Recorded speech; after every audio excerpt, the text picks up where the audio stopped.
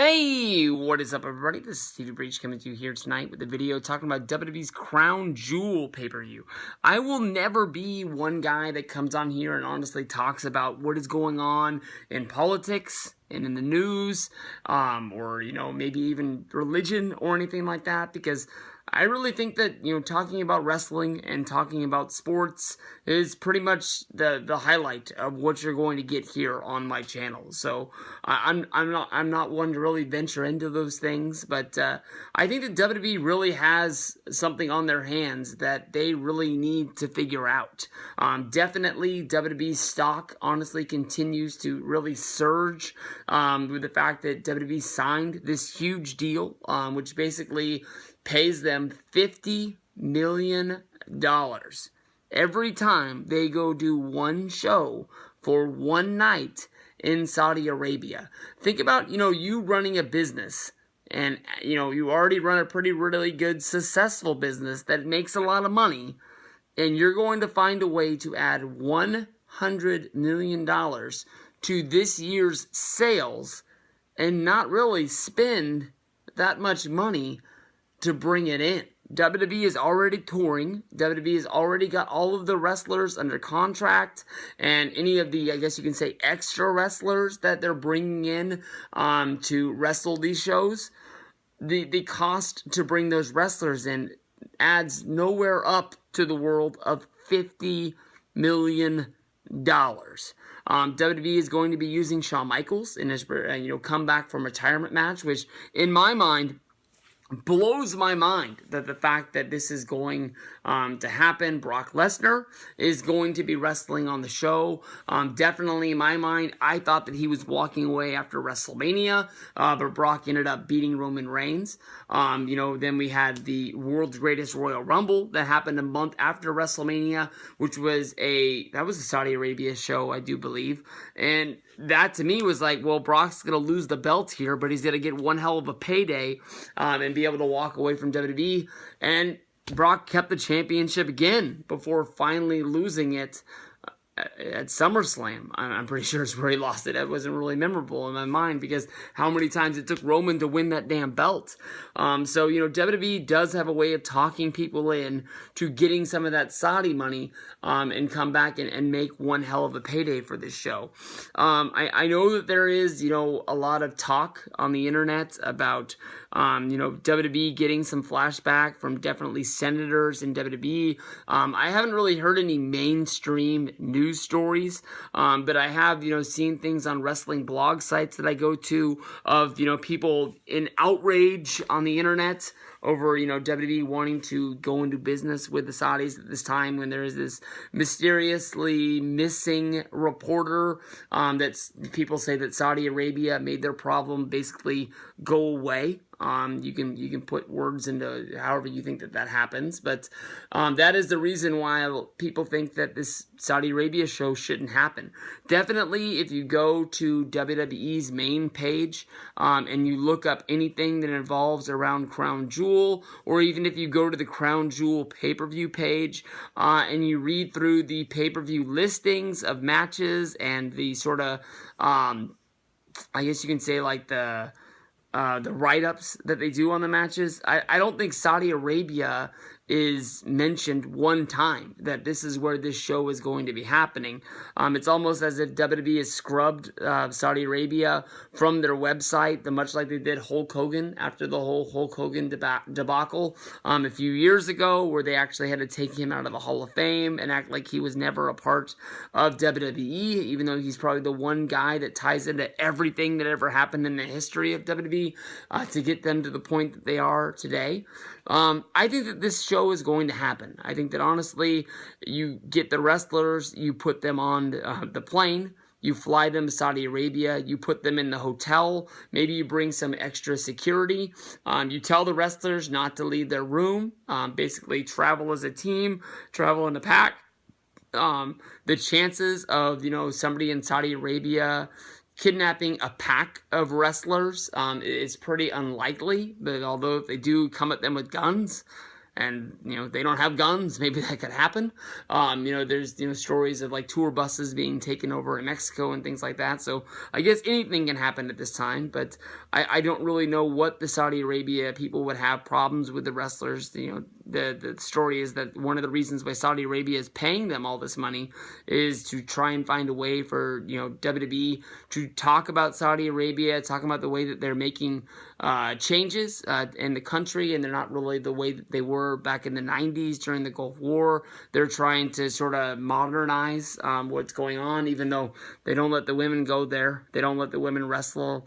I don't think women were allowed to even attend the show, even though it's looked at as sort of like a family atmosphere.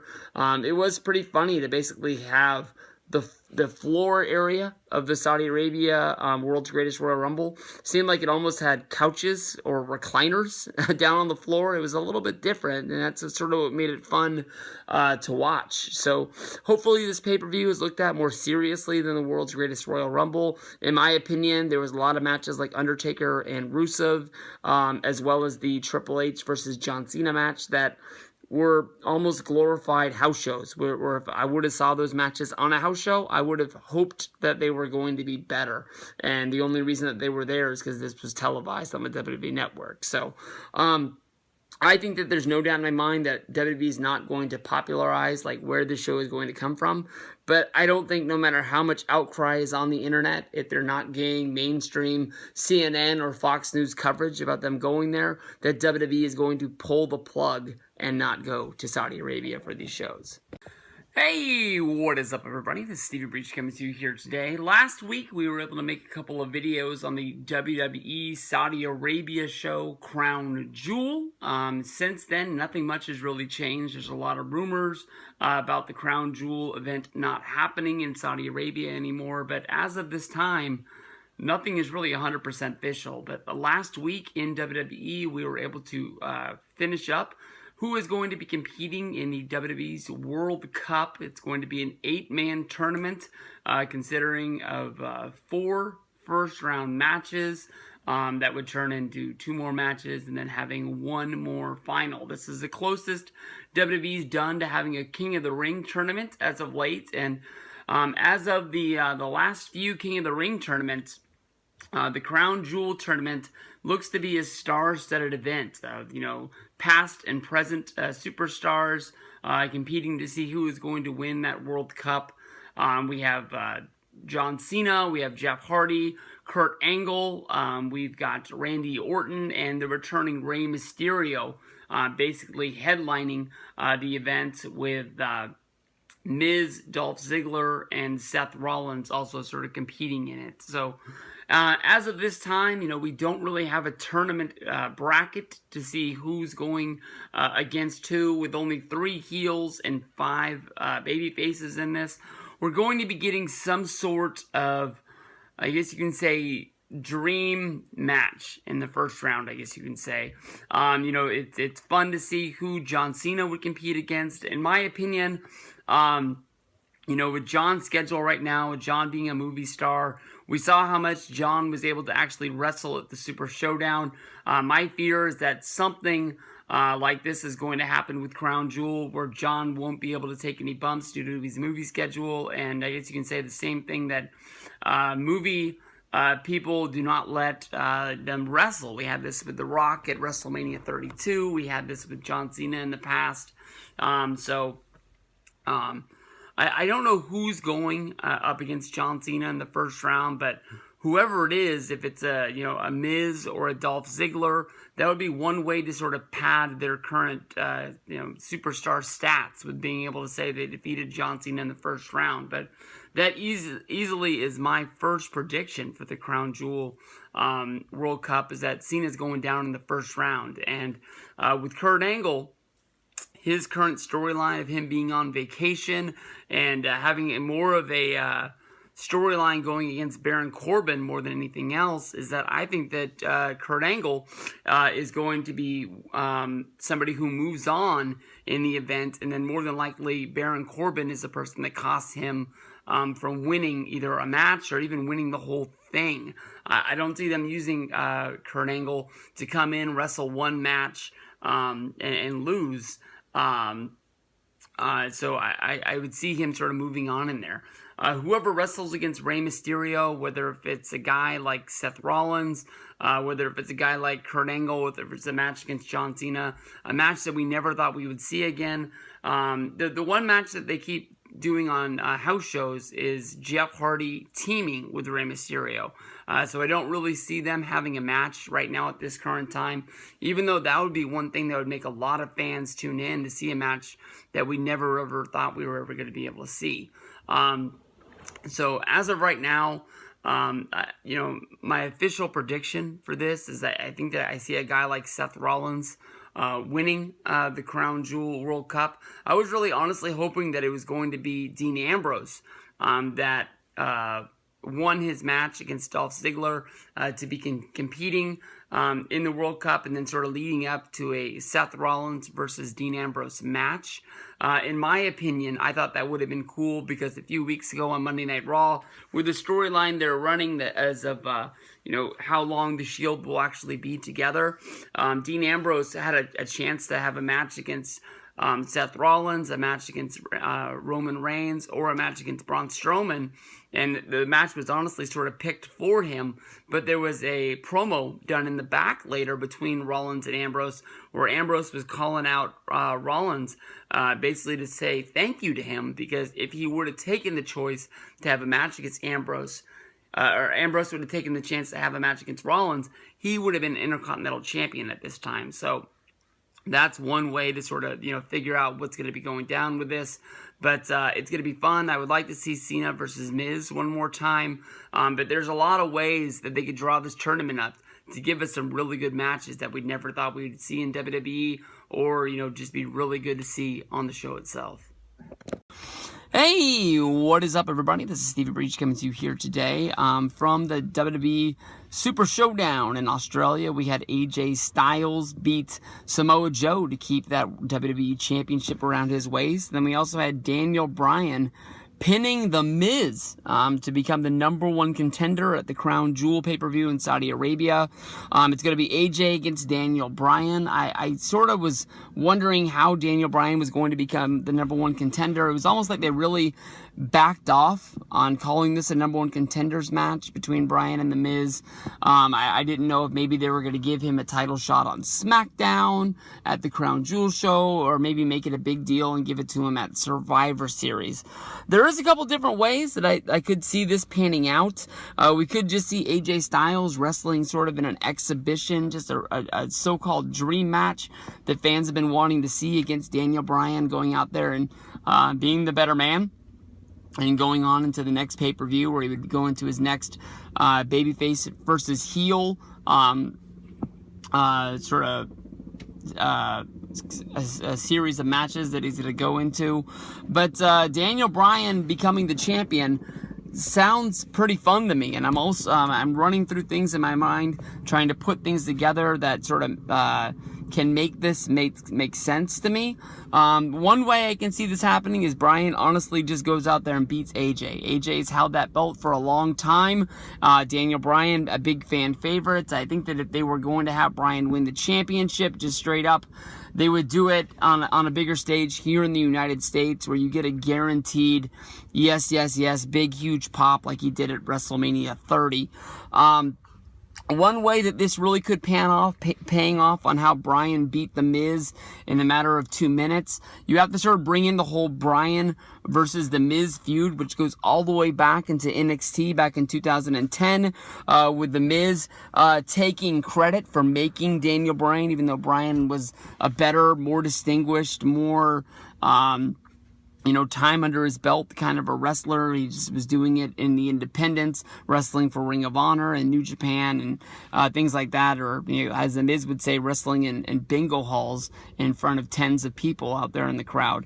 But if The Miz was to come down during the match, he could basically set himself up to where he helps Daniel Bryan beat AJ Styles and then is able to use that over Daniel Bryan's head to bring him back for another series of matches of Bryan versus Miz for the championship, with basically Daniel Bryan having to prove that the reason he won the championship was not because of The Miz. It was not because of The Miz training him and being his pro back in the days of NXT. So it's almost like The Miz becomes like the guy dangling the strings of the puppet that is Daniel Bryan. So in my mind, that is a storyline that really makes sense. So let me know what you guys think about that. This is kind of a short little 3-minute video here, but Styles versus Bryan, it's going to be coming down to you the first week of November 2nd. This is Crown Jewel from Saudi Arabia. This should be a good show, so we'll see what goes on with this one down the road. Peace out, everybody.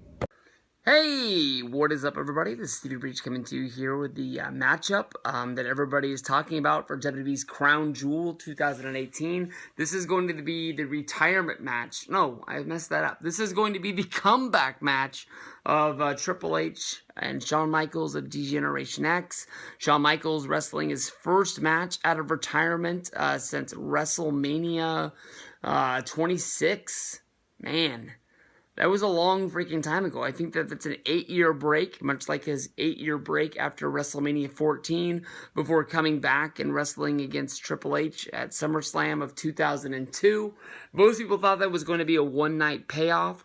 Shawn Michaels, I think, is rumored to be wrestling matches at Crown Jewel as well as at Survivor Series, where Shawn would wrestle against Undertaker, and this match is only to sort of pay us off onto the next one. We saw the reunion of DX, which in my opinion, I should have seen coming last week at Monday Night Raw, but I didn't honestly think that they were going to do it that way. I thought that honestly they were going to have, Triple H really, try and pull Shawn Michaels out of retirement, where basically Undertaker and Kane were getting in on it as well, where Undertaker and Kane would keep beating up Triple H and Shawn Michaels to the point where we were wondering why Shawn was even coming around. And Triple H would keep asking, are you ready? And Shawn basically turning his back and walking out. These are the scenarios that I was thinking in my mind when I was sort of futuristically, booking this in my head. But instead, we just got Triple H and Shawn coming down to the ring, acting like they're DX of yesterday. And, Triple H basically said, Shawn, are you ready? And Shawn said he's in. We didn't really have any hype up to Shawn wrestling this match that we never thought was going to happen. We should honestly have, Shawn Michaels dancing around the ring, trying to sell his DX gimmicks and dropping $100 bills out of his pockets that Vince is stuffing in there to thank him for coming back out of retirement and being a part of Monday Night Raw and wrestling on Crown Jewel, thinking that it's going to bring more attention to the product that, WWE's Mr. WrestleMania is coming back for one more match, when it's not even freaking WrestleMania. It's Crown Jewel, a made-up pay-per-view for this glorified house show in Saudi Arabia. We're going to have to see Undertaker and Kane pay off on this.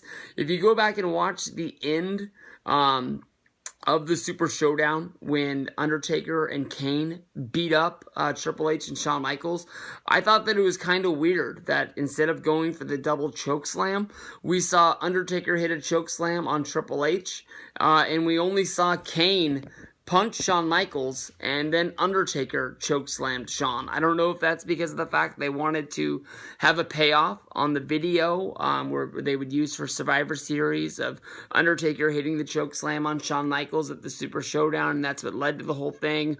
Or if Kane was just beaten up at this point in his retired career, that he couldn't pick Shawn up for the chokeslam if he had some sort of injury and couldn't perform it himself. Definitely, in my mind, how can you have a Brothers of Destruction match at the Crown Jewel show without even having a false finish of a double chokeslam? So I'm hoping that Kane is honestly at 100%. Undertaker is a guy that, he just wrestled at the Super Showdown, and most of the time after he has any kind of match at a pay-per-view, basically he has to go back to the doctor and get put back together with some sort of major surgery that puts him on the shelf for almost a year. But Undertaker is pushing right back out, taking the Crown Jewel WWE money and getting there. So definitely in my mind, this is probably some sort of a setup to get us to Undertaker versus Shawn at Survivor Series, a match that I think a lot of people are hoping to see, but sometimes you don't get what you wish for.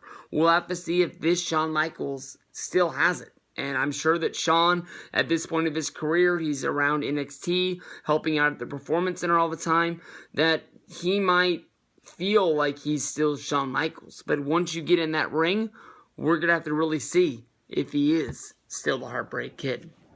Hey, what is up, everybody? This is Stevie Breach coming to you here today. WWE Crown Jewel, the big WWE Network special, coming to you live from Saudi Arabia. Lots of talks about this show. Basically, almost like it's falling apart. The Saudi Arabian government giving Vince McMahon and WWE a huge check in the upwards of $50 million guaranteed to make the trip over to Saudi Arabia to put on a show, just to sort of show the United States the way that the country is changing and progressing and moving forward. A lot of people look at this as some sort of a media hype, but Vince ain't stupid. Vince is going to cash that check, even if it means that they're going to get a little bit of bad publicity for Saudi Arabia not allowing women to make the trip with WWE, not allowing them to be on the show. The women got their own pay-per-view this month. They have WWE Evolution, which is going to be led by Trish Stratus, making her return against Alexa Bliss. We also have Nikki Bella getting a title shot against Ronda Rousey as a big match that's going to be on there. So, they have their own show, which is going to be coming to you from New York. So they're not honestly really missing out, other than the huge paydays that a lot of the guys will be getting if they're handing out bonuses for working this show. The main event is going to be a return to WWE, Brock Lesnar.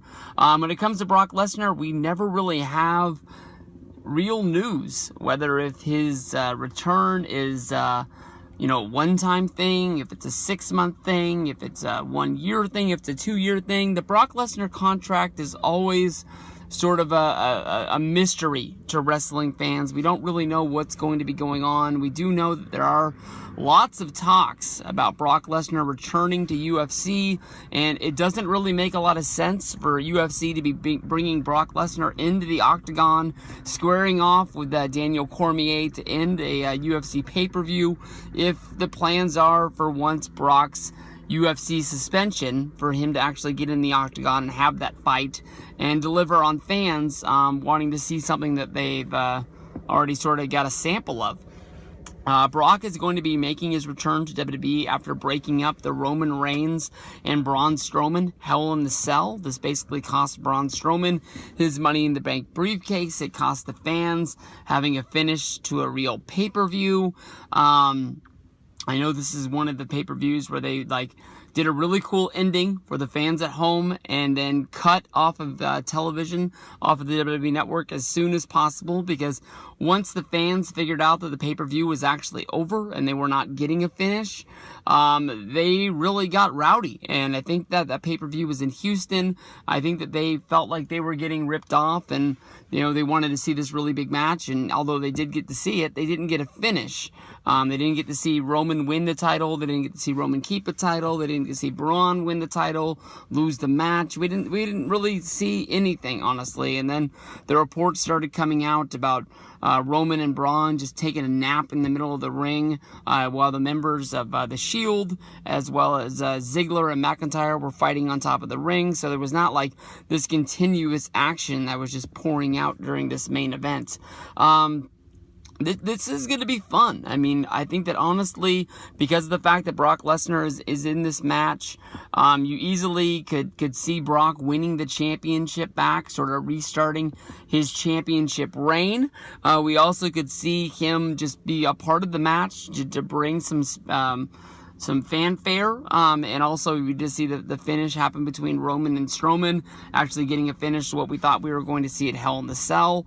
This is a fun match to think about, because if Brock is going to be back, you got to think that Brock is actually going to be wrestling at Survivor Series. He'll be part of that November spectacular that happens around Thanksgiving. So, is Roman get a pin Strowman somehow getting the finish of this match, and then Brock steps up and wants his one-on-one rematch by sort of eliminating Strowman. He's not able to complain about losing his Money in the Bank briefcase and not getting a real shot at the championship, or Roman and Strowman just going to team up, take Lesnar out, and then just handle their business from there and figure out what's going down. Strowman sort of has really solidified himself as a heel, while when the first heel turn, in my opinion, took place with him, going against Roman, people thought that they were just trying to side them off, but there's no way in the world the Shield aren't baby faces at this time, and Strowman is hanging out with McIntyre and Ziggler, and basically getting any kind of advantage they can. That seems like a heel way for me to just look at this. So, at the Crown Jewel, this definitely is going to be the main event. I think that this should be really fun. My opinion at this time is that I'm picking Roman Reigns to get the win here. I think that he's going to be keeping the championship, and where they go from here, we'll have to figure out during the show. But this one comes up November 2nd, so we still have a little bit of time, almost a month, probably about 3 weeks until this one pays off.